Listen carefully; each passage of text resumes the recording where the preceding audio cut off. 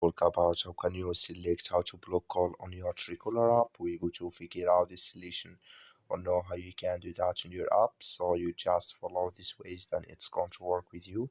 All you have to do, you just go above your photo profile, click on it. So then it's going to take you to your profile. It's going to show for you like this. Then all you have to do now, just go above this sign, click on it. So then it's going to take you to next step here. It's going to show for you like this. Then you click here on block. So then you come to next step here. It's going to show for you like this. Then all you have to do now, you just go down here. So then you come here to, when you go down, you come here to how to block calls. Just click on it here.